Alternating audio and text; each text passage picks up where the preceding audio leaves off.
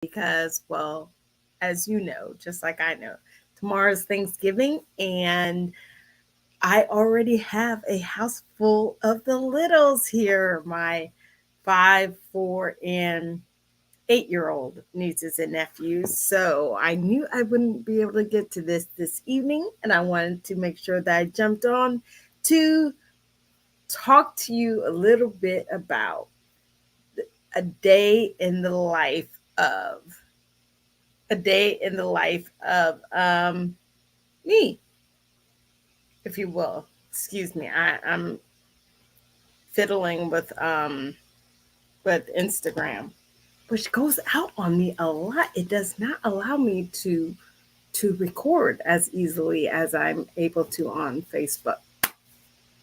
Anywho, I wanted to jump on and talk about a day in the life of, I say me, but it's very possible that it's you as well, because it's specifically about me having to deal with the symptoms of chronic illness.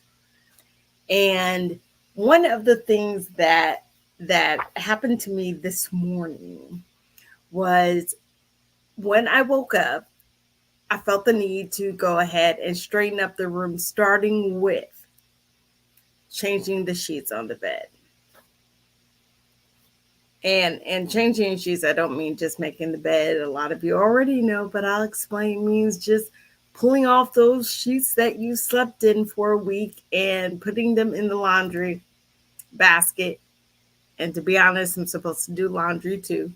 But I did all that, put it in the laundry basket or in the hamper, and I changed the sheets to two brand new sheets. After I did that, I was tired. Now remember, I've just gotten out of bed. When I woke up, I wanted to straighten up the room and change sheets. I am telling you this because I want to explain to you that for everybody, everybody's day doesn't look the same. When people are saying that they're productive and they've done oh so much in their day, from getting up in the morning, brushing their teeth, working out, eating breakfast, getting dressed for work after they've taken a shower, driving to work, doing 8 hours of work, then coming home, then possibly making dinner and feeding their kids, and so on and so forth. That's not everybody's day.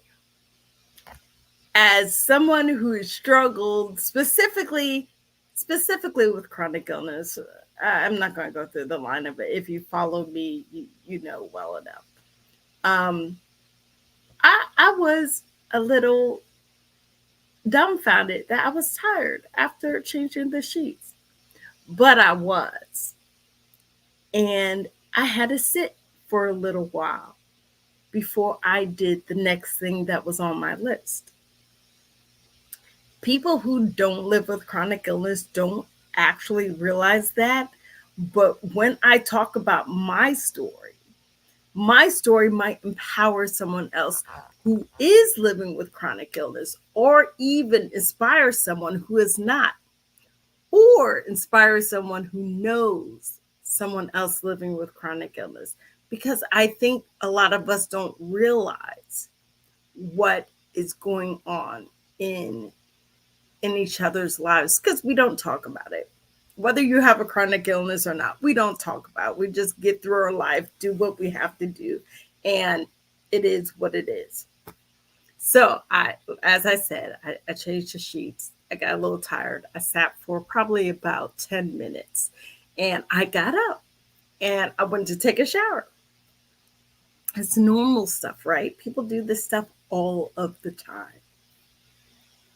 By the time I finished my shower, my warm shower, I will admit, it was probably a little warmer than lukewarm. No, I think it was lukewarm. It was lukewarm. If you have multiple sclerosis, you know why I'm explaining it, because heat does not sit well with people with MS. So they try to tell us not to take hot baths and hot showers. I took a lukewarm shower, and still, after that shower, which lasted maybe about 10 minutes. Guys, I was beat. It's a wrap. It's the day, okay? It's at least the afternoon. But I was tired. I was like, okay, good job. Which leads me to this. When people that you know are not working a normal job, or they tend to complain about being tired a lot, believe them when they say, this is all I can do, or I've done good for me for this specific day. Some of these things we have to give ourselves credit, because we're expecting our bodies to do what our bodies have done in the past. But look at your story. Remember your story. Remember when you did do it? That was a success. You did well. You've done well. And we don't give ourselves credit for that, because we always want to look at the now and compare ourselves to what we used to do, or to what someone else is able to do. So I was sitting there looking at my little story this morning, and I was like, okay, chick. So you changed the sheets and you had to take a 10-minute break. You took a 10-minute shower, and you probably felt like you were done for the whole day, but an hour, you got to give yourself a little time. If we don't explain our stories to people, they won't know what's going on with us. And some of us at times are embarrassed by what it is we're going through, or what we're dealing with, or what our symptoms are, but they're still our story. And don't take for granted that your story is not as inspirational, or doesn't mean as much, just because it doesn't look the same as someone else's. So, of course, while I was, resting from the shower that I took, TV was on. Great, wonderful. It's on often. A lot of times just for background noise, but I have been forcing myself to be more of an active listener, or an active viewer, if the TV is going to be on, if I am actually paying attention to it. And I heard someone in their monologue say the following, and I just want to read it and share it with you. So they said, there will be no shortage of times when you feel like giving up. But you can't let that fear or desperation stop you. Even when you feel trapped, even when you feel like there is no end in sight, even when things are moving faster than you comprehend, even when every part of you is certain that all is lost. And it was that first part that really struck me, because there aren't a shortage of times when I feel like giving up. And I'm pretty sure there aren't a shortage of times when you feel like giving up. Hey, Anthony. I'm sure there aren't a shortage of times when you feel like giving up. That's anybody in life. But specifically for those of us who are dealing with a chronic illness,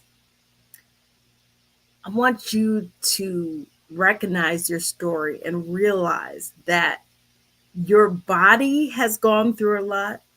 It's most likely still taking you through a lot.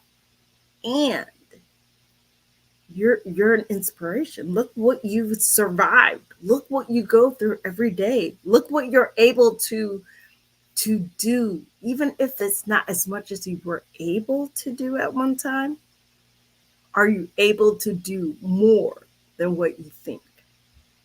Are you able to do more than what others think you should do. And you're sitting there in the back of your head saying, you're lucky I'm doing what I'm doing. Just remember your story. It means so much more than we even give it credit for.